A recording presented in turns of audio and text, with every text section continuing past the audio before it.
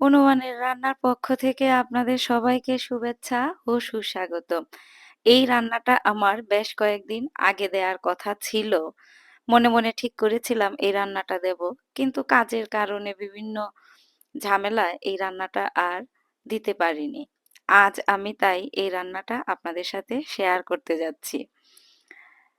ছোট মাছ দিয়ে বা কাজলি মাছ দিয়ে কাঁচা পাকা টমেটো চচ্চড়ি। যারা খেয়েছেন তারা তো জানেনই এটার স্বাদ কতটুকু। আমার কিন্তু খুবই, খুবই, খুবই পছন্দের একটা তরকারি।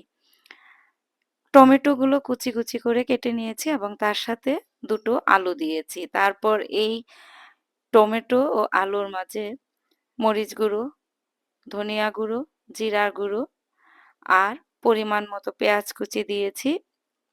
এদিক দিয়ে কাজলি মাছগুলোকে আমি ধুয়ে পানি ঝরিয়ে নিয়েছি। আপনারা জানেন কাজলি মাছ কিন্তু ভাজা যায় না। খুবই নরম প্রকৃতির মাছ। এটাকে খুব, খুব, খুব সাবধানে রান্না করতে হয়। পেঁয়াজ কুচিগুলো ওই টমেটো কুচির উপরে দিয়ে দিলাম। আর মাছ এবং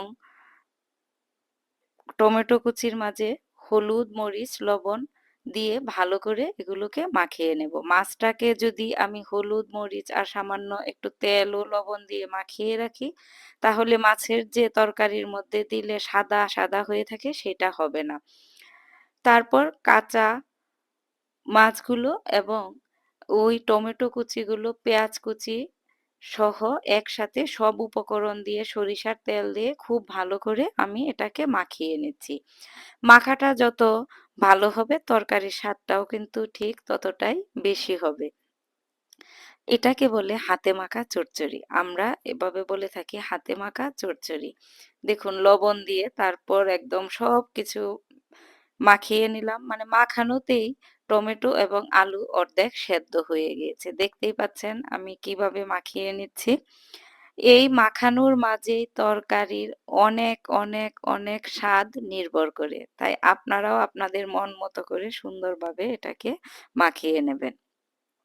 মাছগুলোকেও ঠিক তেমনি আমি হলুদ গুঁড়ো, মরিচ গুঁড়ো, লবণ ও সামান্য একটু তেল দিয়ে ভালো করে মাখিয়ে রেখে দেব। কারণ আমি আগে টমেটোগুলো কড়াইয়ে দিয়ে দেব। টমেটোটা সিদ্ধ হতে, হতে এদিকে যে মাছটা যে হলুদ, মরিচ, লবণ, তেল দিয়ে মাখিয়ে রেখেছি এটার কারণ হলো তরকারিতে দিলে এই মাছটা আর সাদা, সাদা হয়ে থাকবে না। নয়তো কাঁচা মাছ যদি রান্না করা যায় না ভেজে, তাহলে তরকারিতে দিলে অনেক সময় এটা সাদা হয়ে থাকে। দেখতে ভালো লাগে না। কড়াইয়ে তেল দিয়ে দিলাম।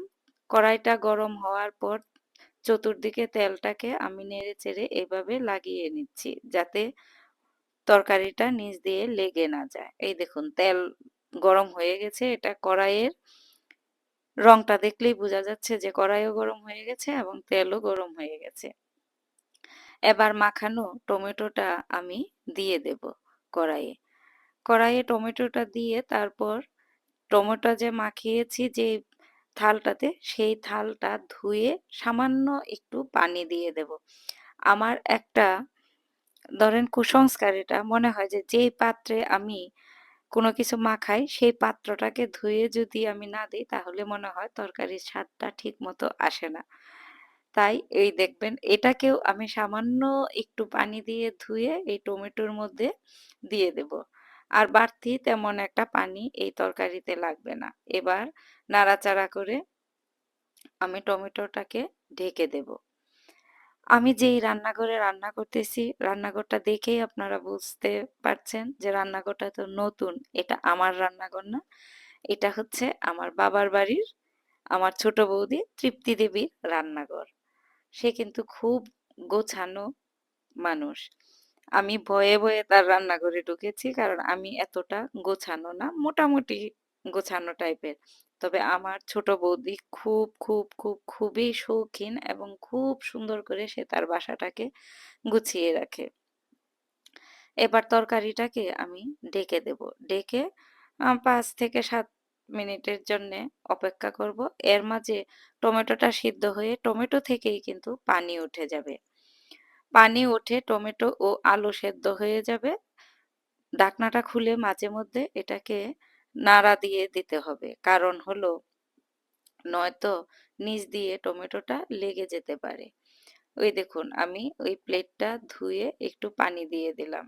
আর এটাকে ভালো করে আবার নাড়াচাড়া করে ঢেকে দেব।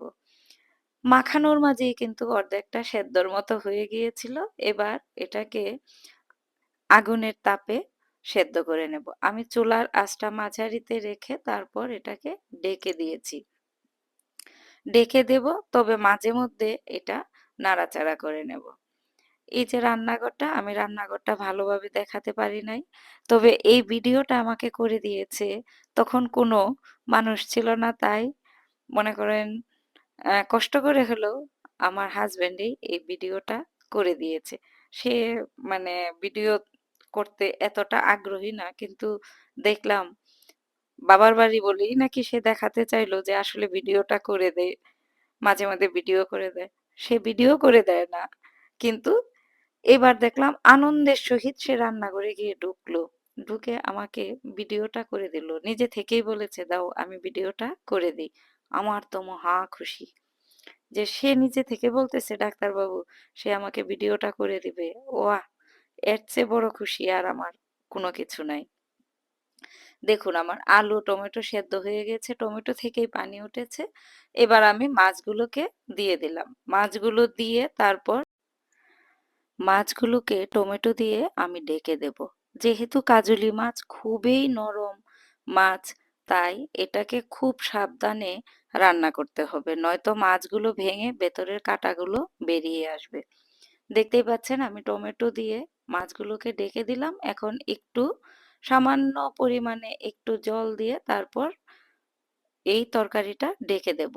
২-৩ উতলান আসলেই মাছগুলোও একদম খুব ভালোভাবে সেদ্ধ হয়ে যাবে আর টমেটো, আলু তো সেদ্ধ হয়েই গিয়েছে। আপনারা তরকারির কালারটা দেখেই বুঝতে পারছেন যে এটা কেমন স্বাদ হতে পারে। দেখতে যেরকম সুন্দর, এটা খেতেও কিন্তু ঠিক আরো, আরো বেশি সুস্বাদু হয়েছিল। উপর থেকে কয়েকটা কাঁচামরিচ ছিটিয়ে দিলাম। এবার আমি এটাকে ঢেকে দিলাম।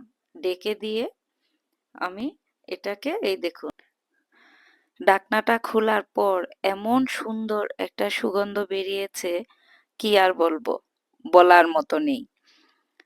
এই যে দেখুন তৃপ্তি দেবী এসেছে। তৃপ্তি দেবী এতক্ষণ বলতেই পারেন আমি এখানে রান্না করতেছি। কারণ সে ভেতরের রুমে একটু কাজ করতেছিল। আমার টমেটো কাজলি মাছের চচ্চড়ি কিন্তু হয়ে গিয়েছে। আপনারা দেখেই বুঝতে পারছেন মাখা, মাখা খুব সুন্দর একটা তরকারি হয়েছে। এই তরকারিটা খেতে একটু সামান্য একটু টক লাগবে, কারণ দেশি টমেটো, এই টকটাই খেতে কিন্তু বেশি সুস্বাদু। হয়ে গেল আমার কাজলি মাছ দিয়ে টমেটোর তরকারি। এবার গরম, গরম ভাতের সাথে আমরা এই তরকারিটা পরিবেশন করব। ধনেপাতা কুচি উপর থেকে ছড়িয়ে দিতে পারেন। আমার আজকে ধনেপাতা কুচি ছিল না, তাই আমি ধনেপাতা কুচিটা দিতে পারিনি। এবার গরম, গরম সবাই মিলে আমরা গরম, গরম তরকারিটা খেয়েছি। মানে এত সুস্বাদু এটা বলার মতো নাই।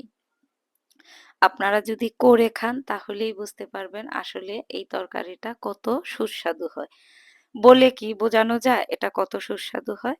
তারপরেও আপনারা তো কালারটা দেখেও বুঝতে পারছেন যে আসলে এটা দেখতে যেমন সুন্দর হয়েছে, খেতে কিন্তু তার চেয়েও বেশি